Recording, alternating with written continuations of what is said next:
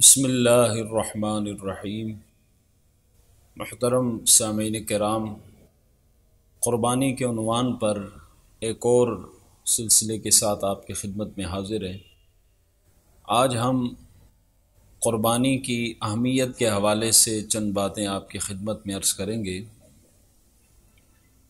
قرآن مجید اور احادیث مبارکہ میں قربانی کو اسلام کی بنیاد اور اساس قرار دیا گیا ہے۔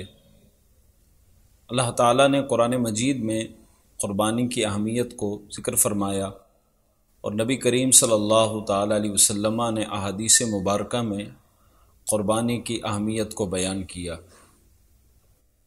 قربانی کہتے ہیں مخصوص ایام میں مخصوص جانور کو اللہ کی راہ میں قربان کرنا، ذبح کرنا، یہ قربانی کہلاتا ہے۔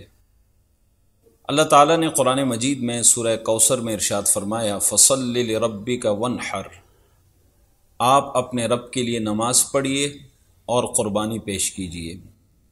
یہ آیت مبارکہ قربانی کے وجوب کو ثابت کر رہی ہے۔ اس آیت مبارکہ سے پتہ چلتا ہے کہ قربانی ضروری ہے اور ایک واجب عمل ہے۔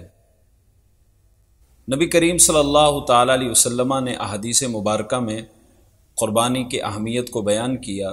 چنانچہ ابن ماجہ کی حدیث پاک ہے، حضرت ابو ہریرہ رضی اللہ تعالیٰ عنہ حدیث کے راوی ہیں، سرکار دو عالم صلی اللہ تعالیٰ علیہ وسلم نے ارشاد فرمایا کہ جو شخص استطاعت کے باوجود قربانی نہ کرے، یعنی وہ استطاعت رکھتا ہے قربانی کرنے کی اور پھر بھی وہ قربانی نہیں کرتا، حضور نے فرمایا کہ ایسا شخص ہماری عیدگاہ کے قریب نہ آئے۔ تو یہ حدیث پاک ہمیں بتا رہی ہے کہ قربانی کی اہمیت کیا ہے، یعنی قربانی نہ کرنے والے سے اللہ کے رسول کس قدر اظہار ناراضگی فرما رہے ہیں۔ اسی طرح ایک اور حدیث پاک ہے، سنن ترمذی کی حدیث پاک ہے، حضور علیہ السلام نے ارشاد فرمایا کہ ابن آدم کا کوئی بھی عمل قربانی والے دن اللہ کی بارگاہ میں جانور کے ذبح کرنے سے زیادہ پسندیدہ نہیں ہے۔ یعنی کوئی بھی عمل ہو، اللہ کے ہاں قربانی والے دن اگر کوئی عمل سب سے زیادہ پسندیدہ ہے تو وہ قربانی کرنا ہے۔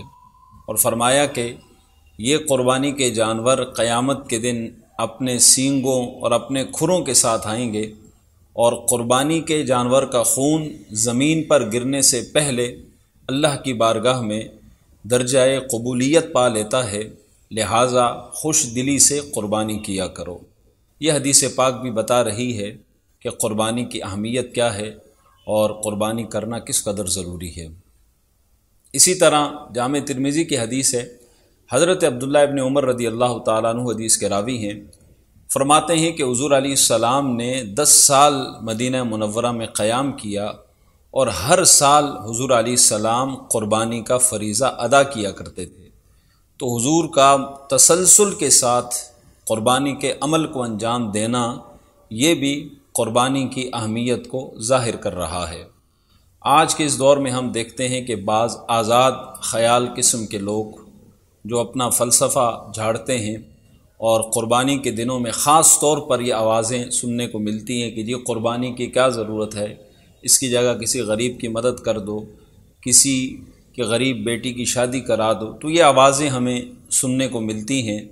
یاد رکھیے، قربانی ایک افضل ترین عمل ہے، اس کو ضرور انجام دیا جائے۔ اس کے مقابلے میں غریب کی مدد کرنا، اس کے لیے اور بہت سارے مواقع موجود ہیں، تو قربانی کیجئے، اللہ کی رضا کو پائیے، یہ افضل ترین عمل ہے اور ہرگز اسے نہ چھوڑیے۔ اللہ تعالی ہم سب کو قربانی کی اہمیت سمجھنے کی توفیق عطا فرمائے۔